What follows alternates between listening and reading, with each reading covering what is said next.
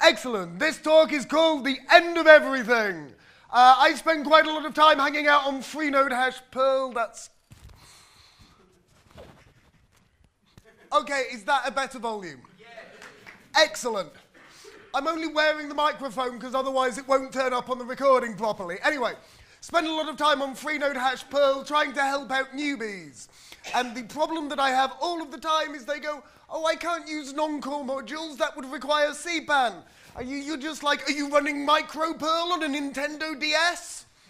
Because if not, use the modules. And it drives me insane because we're then trying to explain to them how to re-implement something that's already on CPAN. No, I will end you, use the libraries. So I start asking them why, and the first thing is, well, I'm not root. Well, it's like, okay, that's fine. cpan.pm, we can configure that, it'll work fine. And then 20 minutes later, they have half of a half-working cpan config, and I'm just, no, I am not doing this. So I spent 2 days reading through toolchain sources and came up with 4 environment variables that did everything and released it as local lib.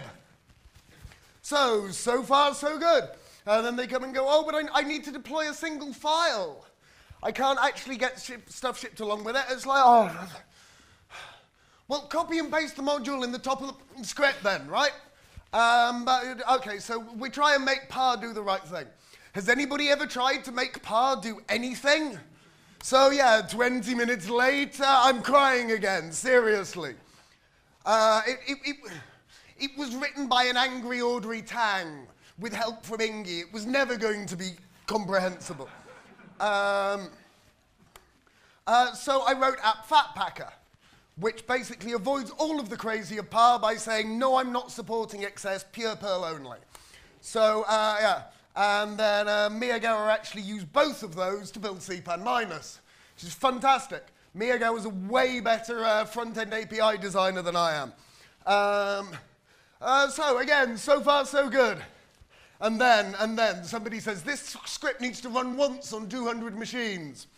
Fat packing every time is actually too much effort. It's like, well, you have a point. So it's like, okay. What do I do now? I need to find a plan B. Okay, then, well, the underscore data is interesting. That gives me a file handle, but underscore end. End is interesting because end makes Perl stop parsing, which means if you run Perl dash at the point at which it sees underscore end, Perl stops parsing, but I still have stood in.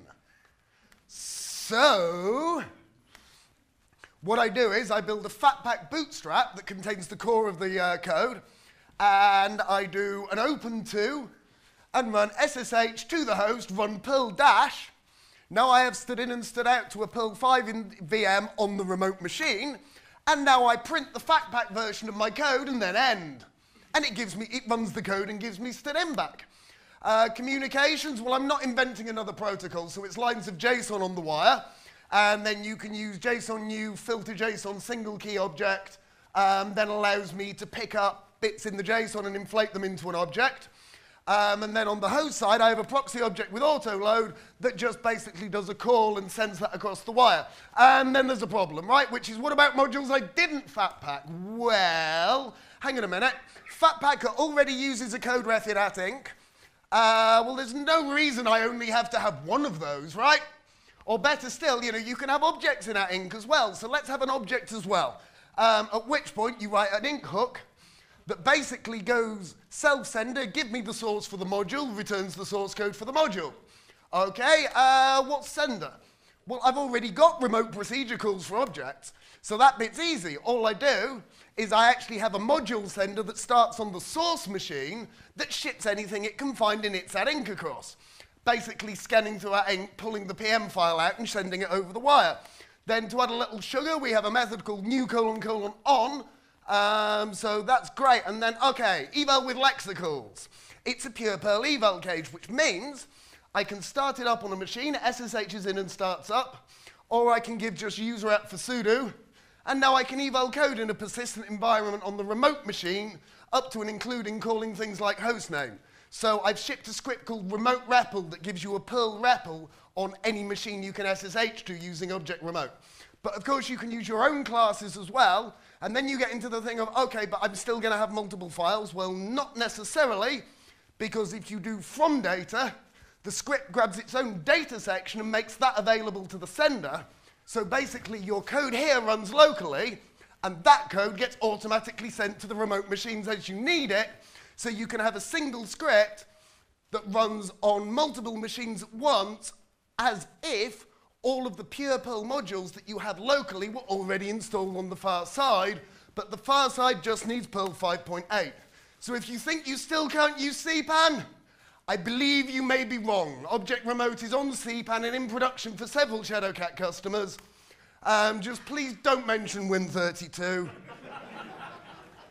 This requires a working SSHD, so no. And, you know, okay, MicroPerl on Nintendo DS is still a problem. Other than that, CPAN totally usable everywhere. Thank you very much.